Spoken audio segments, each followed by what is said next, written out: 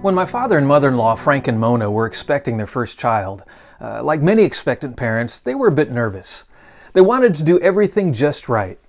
And so just as you're told to do, they had a little overnight bag packed and ready to go, stationed by the front door so that when the moment came for the baby to arrive, they could just grab that bag and head right to the hospital. Well, finally that day came. Mona said to Frank, "I think it's time." So Frank, being the good husband that he was, sprang into action. He grabbed that bag by the front door, loaded it into the trunk of their car, jumped into the front seat, put the pedal to the metal, and took off for the hospital. He was making great time. But almost immediately, he had this nagging feeling that he was forgetting something. And then he looked in the rearview mirror and realized what it was. There, a couple of blocks back, still standing on the curb, was his very pregnant wife. He'd forgotten Mona, who was, kind of important to this whole giving birth at the hospital experience. In the frantic frenzy of that moment, he forgot his primary mission. And guess what? That happens all the time in our churches. We get so busy with activities and events and programs and budgets that somehow in the middle of it all, we lose sight of our primary mission, which is what? The Great Commission. The simple, straightforward command of Jesus to make disciples. Over time in our churches, the very structures and strategies that were originally designed to support our disciple-making mission sometimes become so all-consuming that in the end, they actually cause us to lose sight of that underlying mission. And how does that happen? Well, to explain this, Dave Rhodes and Stacey proposed a helpful analogy in an article entitled "Who's Driving Your Church and Why That May Be the Problem?" You can find a link to the full article below, but let me share the essence of it with you here. In this analogy, the church is pictured as an all-terrain vehicle, driving up a road on what we'll call Ministry Mountain. At the start of this trip, the church has only one occupant, the driver whose name is Vision. Vision is the dream of how the mission of God could be fulfilled in a church's specific context through its unique people.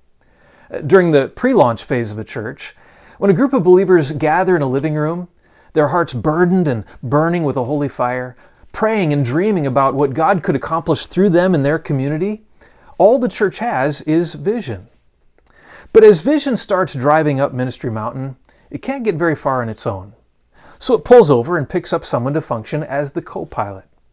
This new passenger is named Disciple-Making Relationships, which simply means ordinary people helping other people trust and follow Jesus.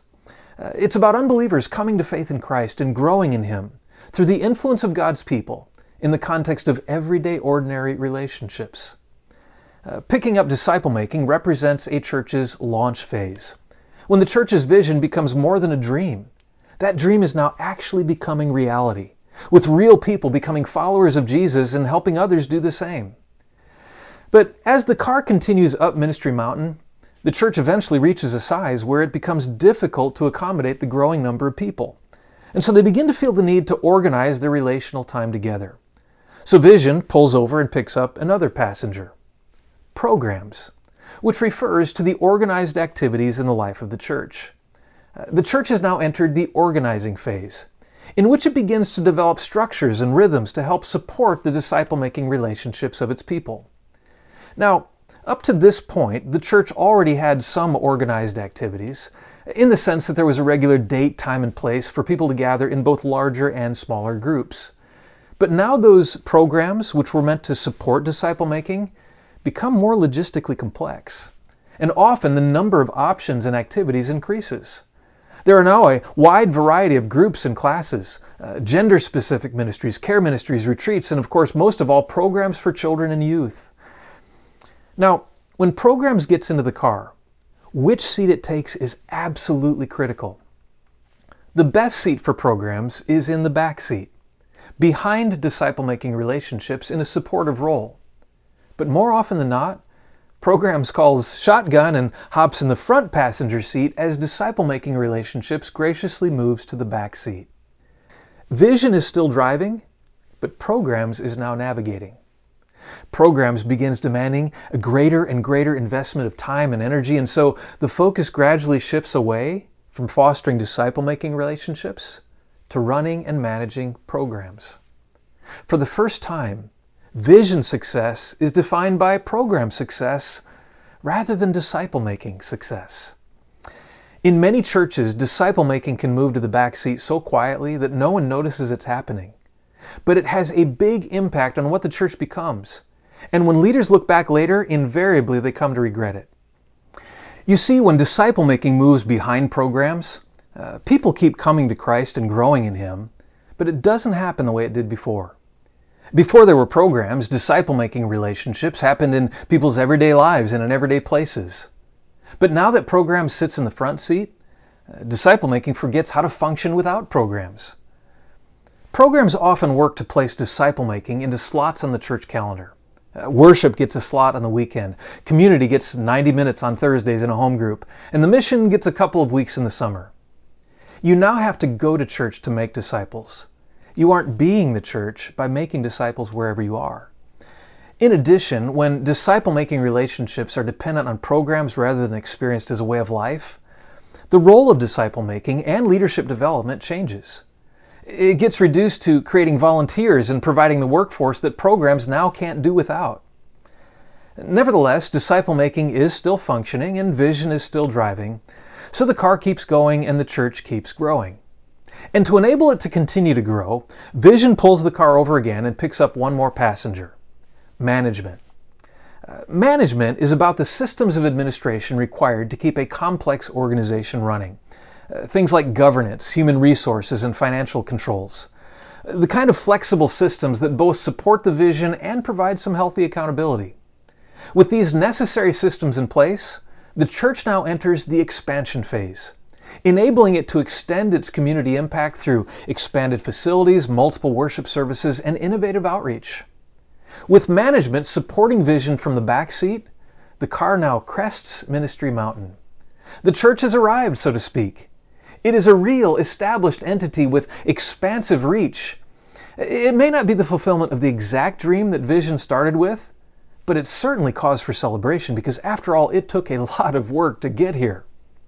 The church now enters the satisfaction phase because people feel a sense of accomplishment.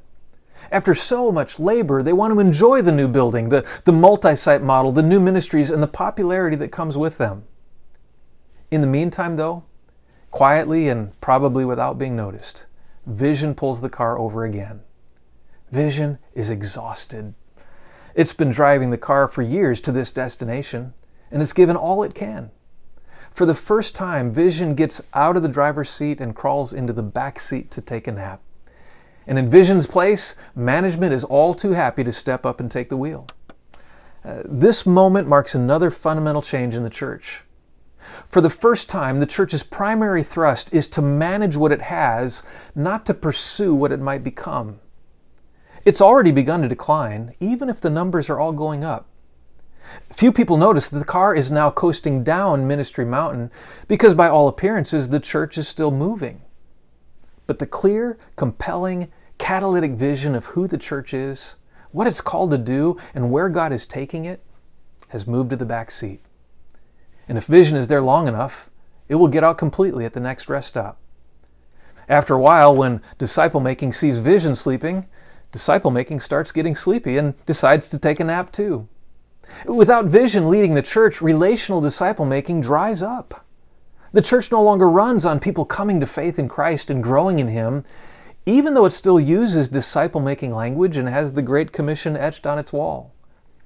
Programs are as busy as ever, but the church has become sterile, running pleasing activities for Christians, but no longer helping new people find and follow Jesus. The church has now entered the maintenance phase. It keeps doing all the activities it did before, but with management driving, programs is now an end unto itself. The dangerous possibility that entered the church all the way back when disciple-making left the front seat is now the evident reality. Programs no longer serve the church. Programs are the church. Without programs, there is no church. But unfortunately, programs too are now under serious stress. Because without disciple-making relationships pumping volunteers into it, programs eventually can't stay awake anymore and falls asleep in the front seat. The programs people knew and loved all start drying up and shutting down one by one. Since programs were the only thing keeping many people involved, more people leave the church than come in. when nearly all the programs collapse, when only a worship service and maybe a few seasonal events are left, the church has entered the persistence phase. It continues on for no evident reason except to continue on, the bulk of its energy going toward doing the chores that keep it continuing on. Eventually, even management falls asleep and drives the car off the road. The downward momentum is now unstoppable. The car's descent begins to accelerate faster and faster until finally it crashes at the bottom of the mountain and the church closes its doors. The story of the ministry vehicle probably sounds familiar to you. You've probably lived at least part of it, maybe even different parts in different churches. But perhaps now might be a good time for your leadership team to pause and consider this question. Where is your church currently located on this ministry mountain journey? The good news is a one-way trip down the far slope of this mountain is not inevitable. If your church has begun to lose its way, there is a path forward. But moving forward will require that you first go back, retrace your steps, and figure out where you got off track. It will require remembering your purpose and reordering your priorities. You see, whether your church is on the upside or downside of this journey, the key to getting back on track or staying on track is the same. It's ensuring that the vision and mission of disciple-making relationships remain firmly buckled in the front seat of your ministry vehicle, and that management and programs remain in the back seat where they belong. Now, that's not to say that management and programs are bad. They're not. In fact, they're absolutely necessary. Occasionally you'll hear church leaders say, we don't need systems and structures because after all, the church is an organism, not an organization. But any good biologist will tell you that if you take a careful look at even the simplest organism, you'll find that its systems are highly organized. In fact, the larger the organism, the more complex are its internal systems and the more robust is its skeletal structure. And so too in the church. As your church grows, you will need to put good systems and structures in place. And that's not a bad thing. It only becomes a bad thing when those systems and structures supplant rather than support the relational disciple-making efforts of your people. And that's the purpose of the Multiplying Church course, to help your leadership team develop strategies, systems, and structures that work for the disciple-making mission of your church rather than against it. So thanks in advance for joining me on this journey. I'm excited to see where the Lord could take your church as together we recapture Jesus' original vision for making disciples in your local community and beyond.